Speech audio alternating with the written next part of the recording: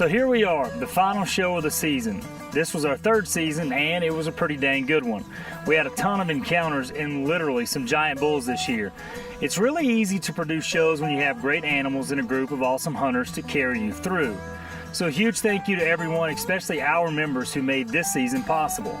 Now, our last show is going to be a mix of all those great encounters and some of the not so great encounters. As you will see, elk hunting is hard, and when it's going good, it's awesome. When it's not going so good, well, it's still pretty dang awesome. So enough with all the chatter, let's get to it. We're going to lead off with what we voted as our best encounter of the year. This is our man, race car specialist Johnny Unser, taking a bull of a lifetime.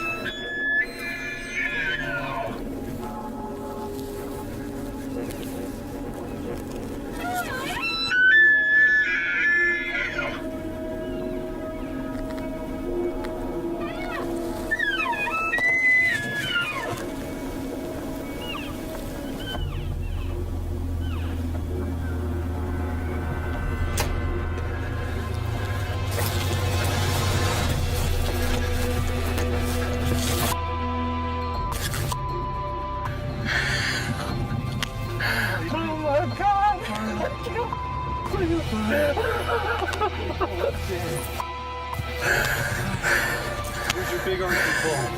Sixth day! Oh, he's dead right there! Oh my God, I can't believe it! Congratulations! Unbelievable. I just can't. I'm speechless.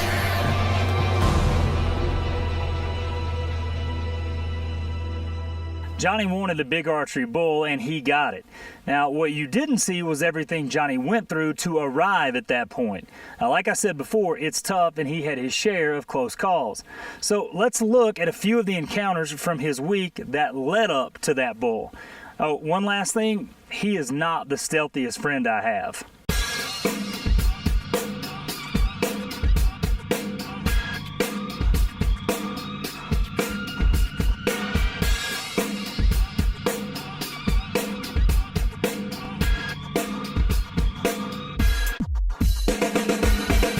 Okay, let me stop you for 2 seconds. If you notice, Johnny's not wearing the same mask he wore in season 1 to kill his first bull on Team Elk.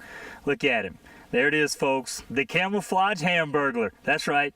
I don't know what you guys think, but I think it's a pretty sweet look.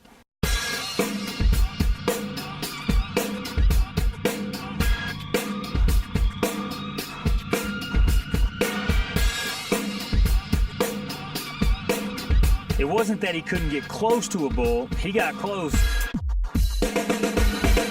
real close, and not just once. Look right there in the upper left-hand corner of your screen. A little bit tough for you to see, right? Apparently it was tough to see for the king of stealth too. I'm sorry, but this looks like eye contact to me, and he still doesn't see him. Nope, still nothing. There we go, a little bit of movement and bang, he gone. This just proves that elk hunting isn't always easy, even when they're standing right in front of you. Johnny, it's all in good fun. We love you, man, and you are a heck of a hunter and just an all-around good dude. Just to prove it's not you, let's take a look at some of my close calls. He's a pretty good bull, dude. Really good bull.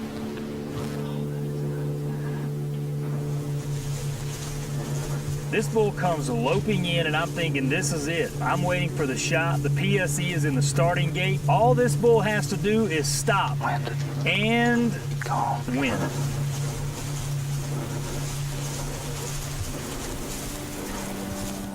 Just gotta stay positive. There's nothing you can do. That's the best I could come up with, was stay positive. What I really wanted to do was pitch a fit like a 3-year-old in a grocery store, but my cameraman was saying no way. Now, the next one was my whiff of the year. I had a giant full velvet muley in range, and this is what happened.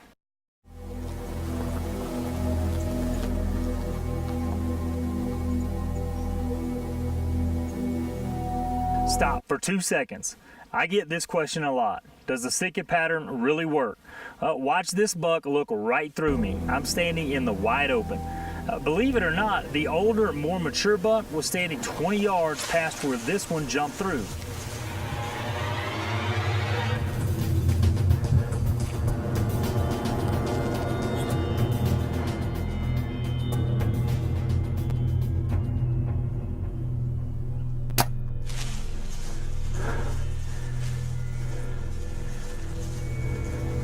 Low. So much for my motto, you know, aim low so you'll never be disappointed. It's totally not true. It's the experience that counts. Totally cliche, but it really is true. I can remember every one of my misses just as vividly as my hits. So at the end of the day, it's about taking the time to get out, create some experiences. The opportunity is there because I know for a fact the Rocky Mountain Elk Foundation works for it every single day.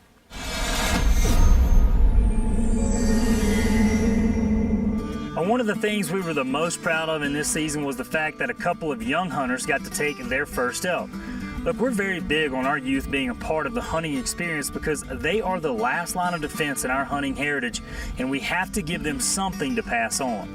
So let's take a look at one of my favorite moments from this season.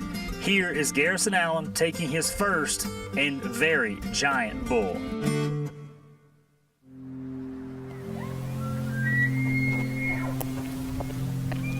Absolute giant with those cows. He's got to be 380. Let's get over here to this tree.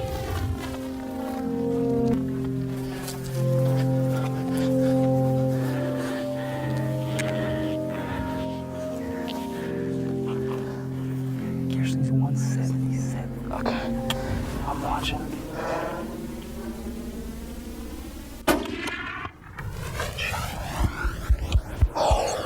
Tracks, bud. In his track. Yeah. Oh my gosh.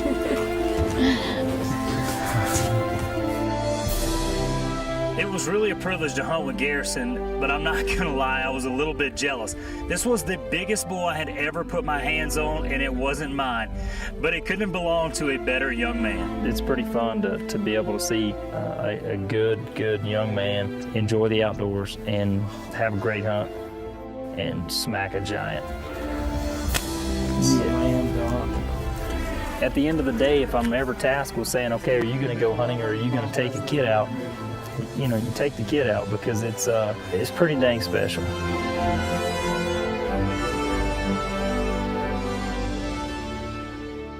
All right, enough with the slow stuff. We had a lot happen this year, way too much to cover in 30 minutes. So we put together a little montage. All you have to do right now is just sit back and enjoy.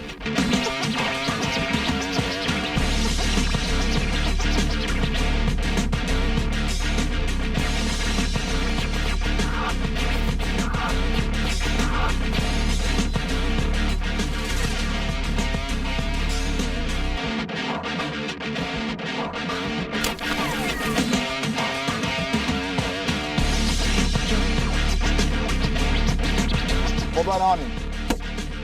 Don't have to worry about him now. How are we gonna get him out of here?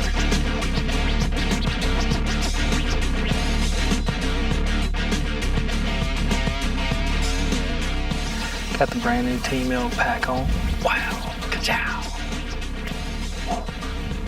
Like that's how you're going out. Let me see it. Just let me see it.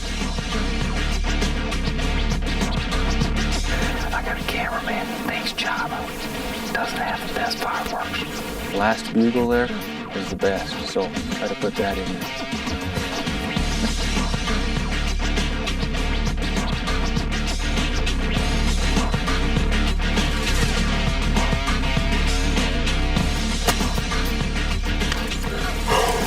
Oh my gosh.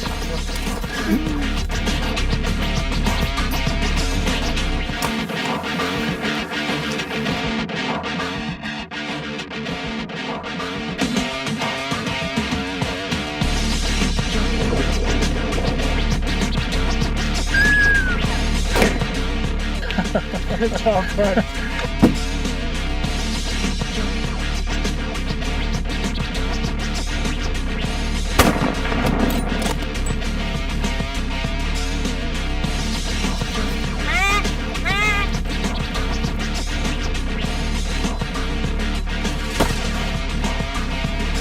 Oh, this is so cool.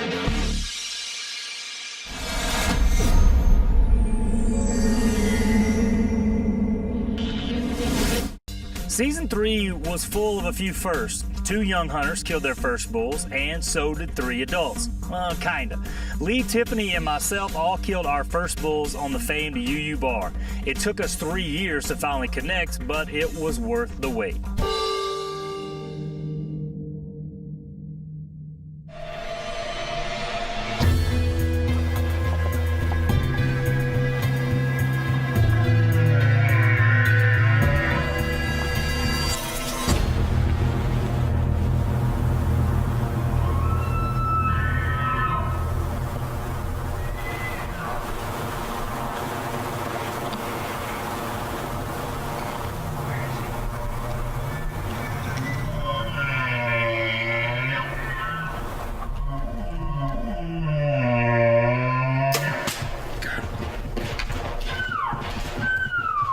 Smoked a baby. Yes. Oh, there's some tracks probably right there. Running tracks right there, maybe. Let's go take a look at it. Look at the size of that toad. It's been 3 years in the making, but man, it's all worth it. Look at that thing. Wow. Look at those. Congratulations. Lee is the pickiest person I know. I don't have the hours to show you how many bulls he passed up waiting on that one. It was worth the wait. Next up is Tiff, and she wasn't going to be outdone. It's making me nervous. We only have a few days left, and I'm not leaving New Mexico empty-handed. I have hunted in New Mexico many, many, many years, probably 6, 7, and I've never gotten a bull. We'll get one.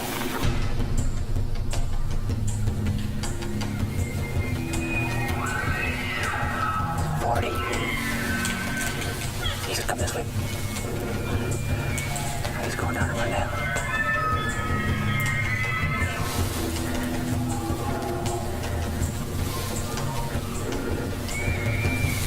They just never stop.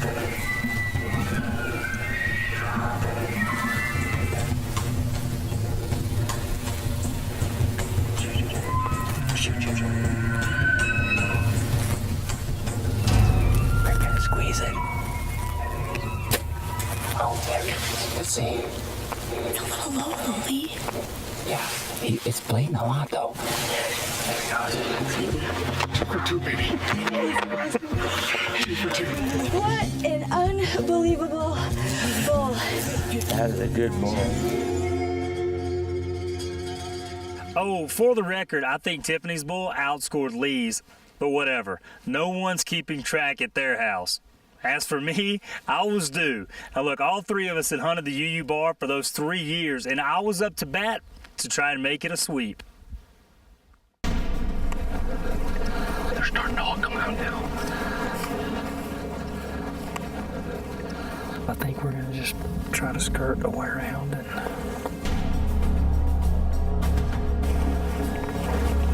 Let's go through here.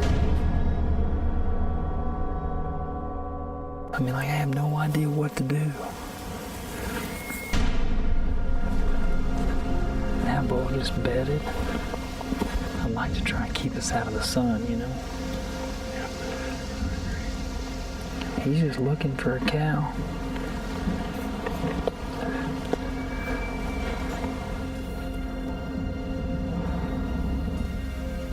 Yeah, turn. Stop walking that way.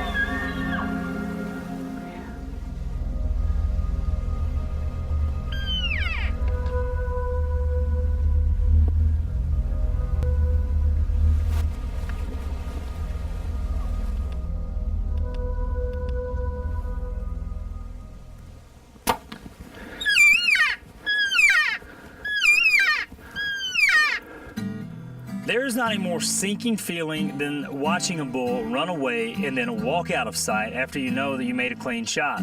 But after waiting a little bit and going in after him, there he was. What a relief. Look at that. That's awesome. Thanks again, buddy. I appreciate it. I enjoyed it, Brandon. All right. While I make it look difficult on TV, let me tell you one guy who does not. That is Cameron Hanes. The dude makes it look easy every time, probably because he works out 9 hours a day and he is a machine when it comes to preseason conditioning. He's an animal, and he ended the year with some great hunts. But it was his decision to pass on this bull that at the time seemed crazy to all of us. Take a look.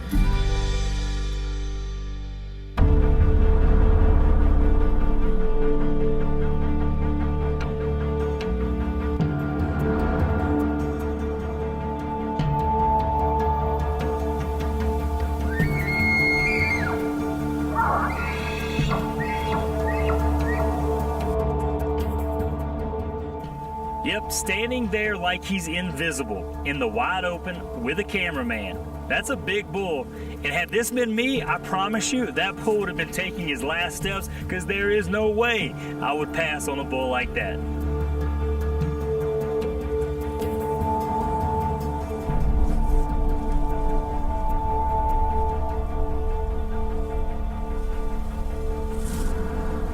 Did I just make a huge mistake?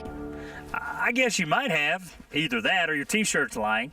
I mean, this is what I worked for all year, an opportunity like that. Probably the stupidest decision I've ever made. All kidding aside, it's a tough decision to make, and some people are more disciplined than others. I, for one, am not that disciplined. However, for Cam, as you will see, it worked out for the better. Bull comes out of timber and he's making our way right to us, and I'm just like going, I'm gonna get him. I'm gonna get a chance. I'm gonna get a chance.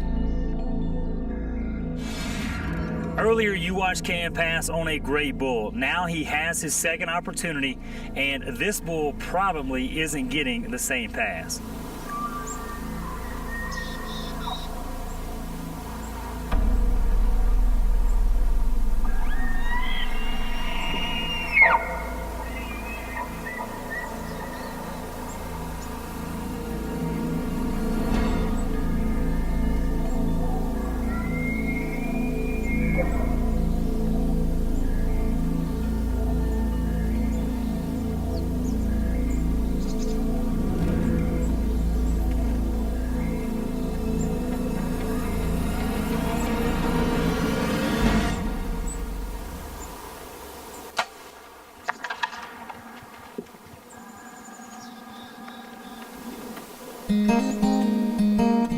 He's pretty, man. Good job. Man, I can't thank you enough, buddy. Good job. Good shot. Thank you. Thank you. Great way to end it. This is what I live for. In some fashion, it's what we all live for. We all live for great moments in the outdoors. And sometimes that involves killing a giant bull, and sometimes that involves taking a kid on their very first hunt. However you see it, as a hunter, you are making a difference because you are a true conservationist. I want to thank all of you for watching this season of Team Elk. We couldn't do it without you. And be sure to check out the new season of Team Elk starting in January, only on the Outdoor Channel. And remember, hunting is conservation.